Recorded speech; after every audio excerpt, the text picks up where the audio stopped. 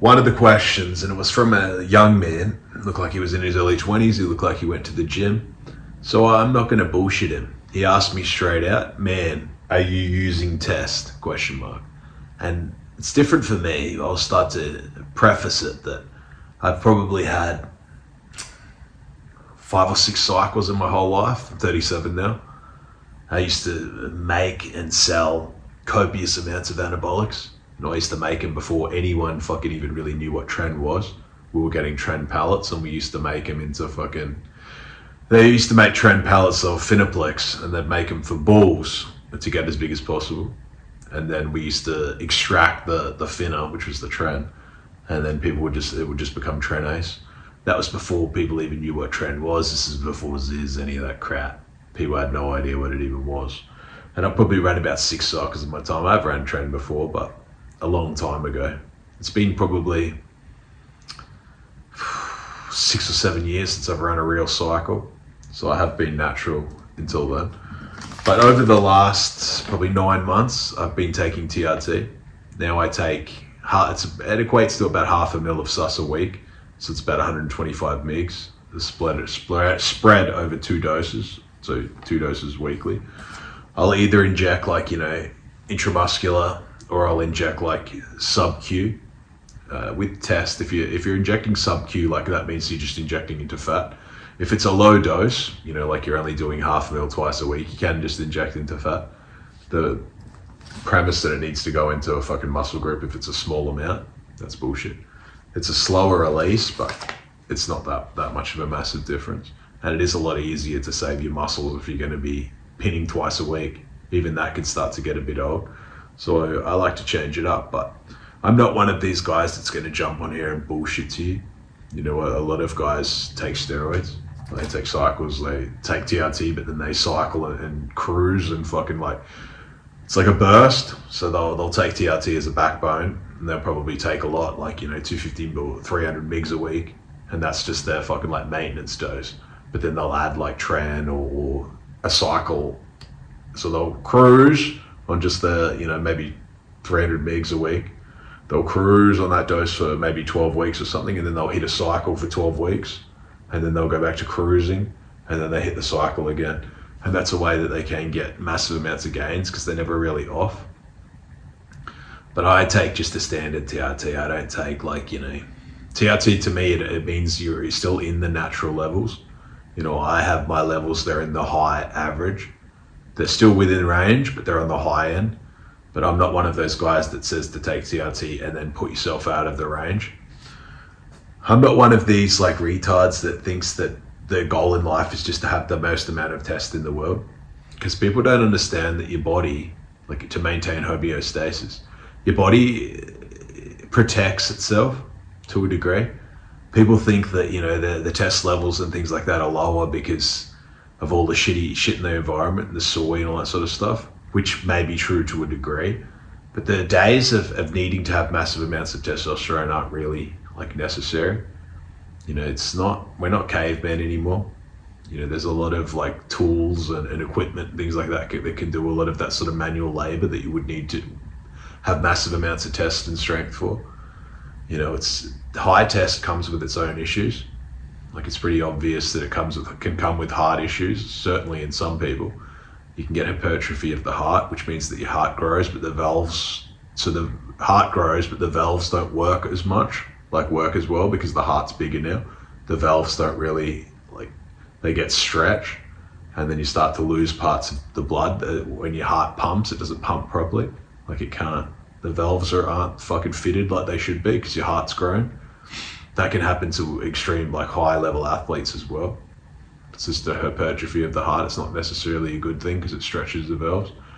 Another thing that can happen is guys who take massive amounts of testosterone, they don't monitor their blood pressure. Guys can get side effects, where they're fucking. They think that just because they have massive amounts of T, that means that their sex life's going to be great. And it can be exactly the opposite. 2 guys can have the same levels and one has side effects and the other doesn't. A lot of guys think that if the higher their T, the better.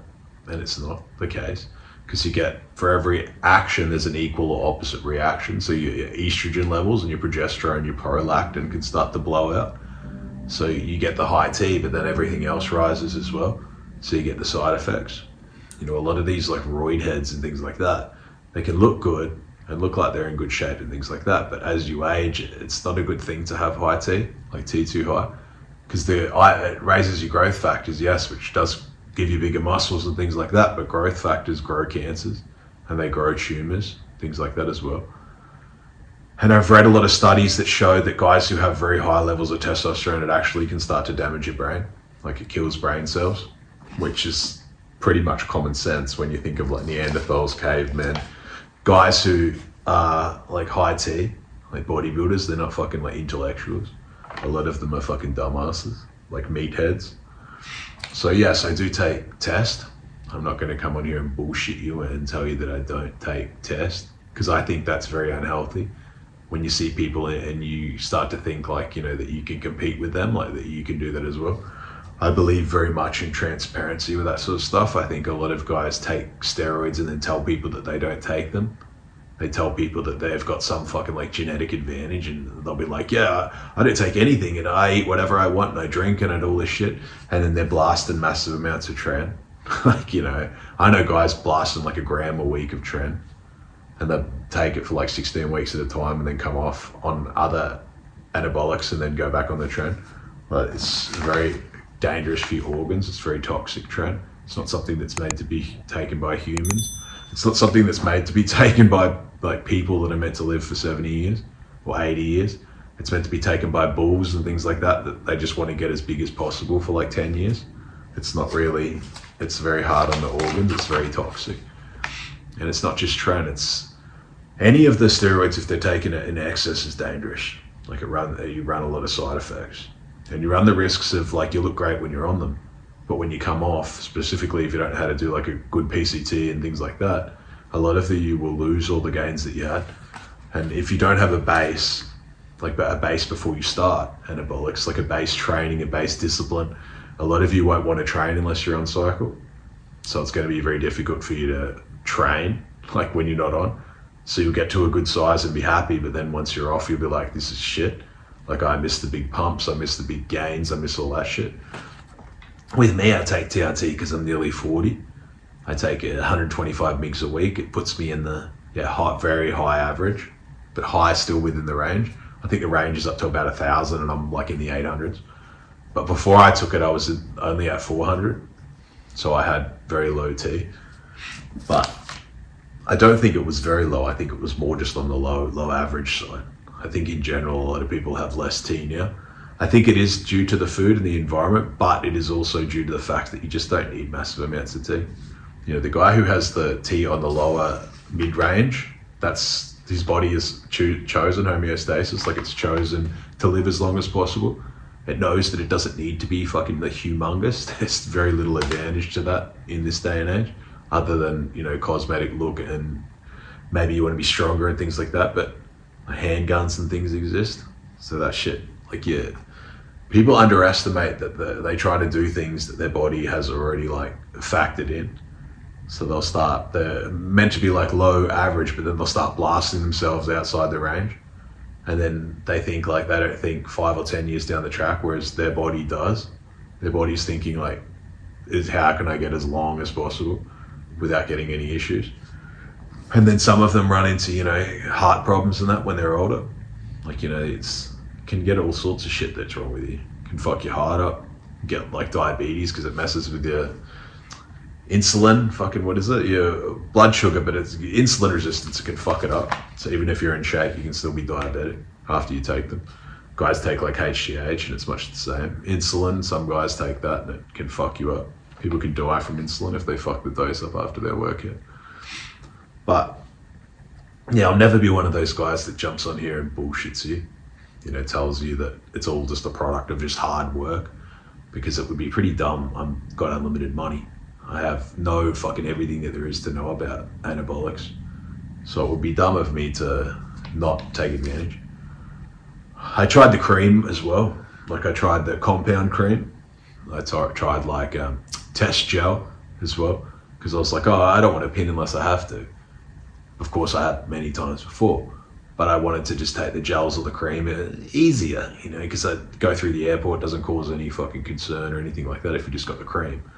But I would take it, it would be messy. My levels weren't staying the same. Like I'd get tested 4 weeks, then get tested again in 4 weeks, and they would be like, you know, middle and then sometimes outside the range. So the absorption was kind of shit on me.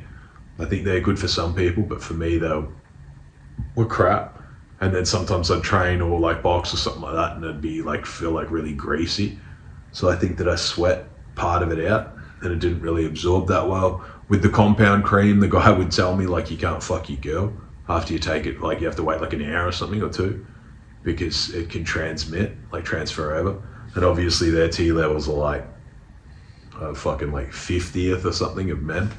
So they're not really meant to get it. It can really fuck them up.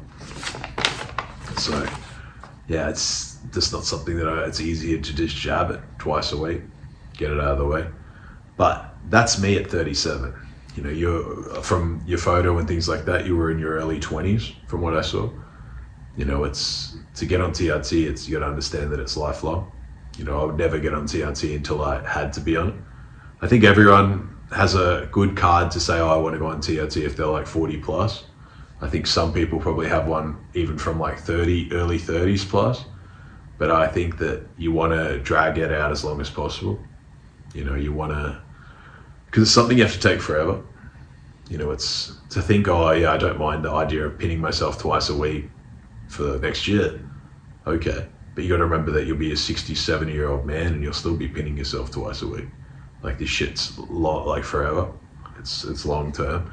You'll have to take the shit with you. You'll have to have jabs with you. You'll have to do it even when you don't want to do it. The jabs can get old. Even twice a week, you can still be like, I don't feel like doing it, but you have to do it. So, and then once you've been on it for a long time, you can fuck your nuts up and then you'll never ever be able to produce test. Like they may never recover. That's what guys don't realize. They can run one cycle and they just don't recover properly. Like their nuts or whatever just don't produce what they did. They still recover, but they recover back into a very low average from now on. That's the thing with like anabolics. It's a crapshoot to a degree. Some people are going to get great results and some people are going to get like issues in the long term from that. But I know that shit's everywhere.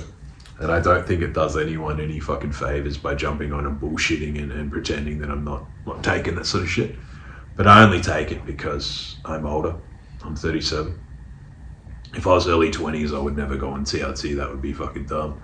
You're already going to be in the... Oh, you'll have to check, but judging by your physique and things like that, your photo that you had, I would assume that you're already in good levels and things like that. You're best to get the maximum out of your own genetic potential and then look to that sort of stuff if that's what you really want. But TRT is, yeah, it's very long term. Like TRT to me means that you're taking like under 150 mgs a week. It's not TRT to me if someone says, oh, I'm taking a mil a week of sus or I'm taking 2 mils a week of sus. That's just the cycle. Like that's just abuse. You know, it's not natural. Like you're not within your natural range. And then understand too, if you're taking tests like just out of the bottle, it's not the same as when you get like your test comes naturally. Like a lot of nerds and fucking like pseudo intellectuals will say that it's exactly the same. Like test is test. It's exactly the same as the shit that your body produces, but it's not. Like guys can take artificial tea and get their levels back to exactly how they were, and then they still can't fuck. Like they still get issues with their dick and shit like that. Like you can get massive issues. Like it's not something that you really want to fuck with. You know, it's not something that you can just take and then stop taking and then take again and stop taking. It takes a while to find like that equilibrium and find like what levels and things work for you. And then once you've found it, you just want to stick to it. You know, I'll never go above like the 125 a week that I take. I won't even cruise and bump it up to 250 or 500 mgs. The risk to reward just isn't really there for me.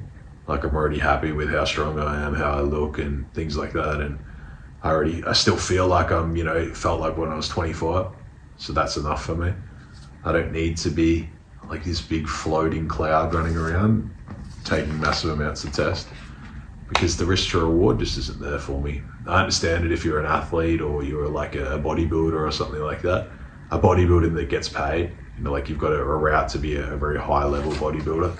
then I can understand taking a lot of anabolics. But for many of them, they won't even be able to pay for their own cycles. They'll have to work just to pay for their own cycles because there's very little money in that sort of shit unless you're like, in the top 5 or something like that.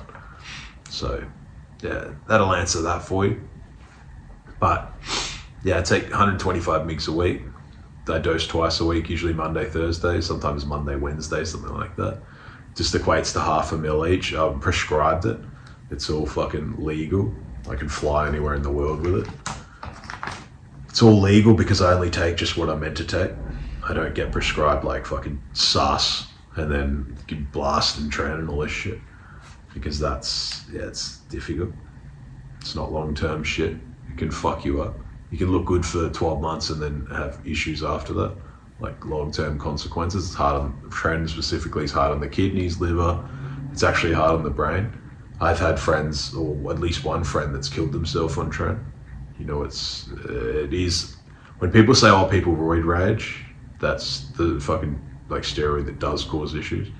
People roid raging off test and shit like that. I think that's mostly bullshit, unless they're taking maybe like over a gram a week.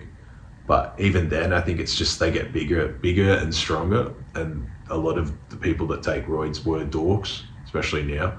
Back when I used to take them, it was more like a niche thing. It was hard. They were harder to get. They were harder to like make. I used to make them. This would be probably 17, 18 years ago. I used to make them. So it was more of a niche thing. But now people just like they're easy to get. And people can take massive amounts of them, and people take SARMs and things like that. And SARMs, in my view, are even fucking going to be much worse than steroids.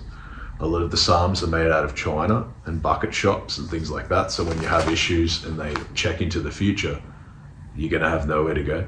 Like there's going to be no one to fucking like turn to and say, "Oh, I've got issues," because those companies won't exist. Like they're just factories pumping out the powders, and they'll just move into something else.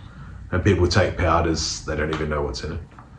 Like some people take like Ostrin and things like that, and I've heard people getting issues with their eyesight shit from it. Like it's pretty serious. It's not very well tested. There's no one like funding the studies because the companies that made it, they're like neutering all the studies. They're only publishing studies that are positive. There's no advantage or anyone that wants to like explore it too much because it's just like a shitty fucking SARM.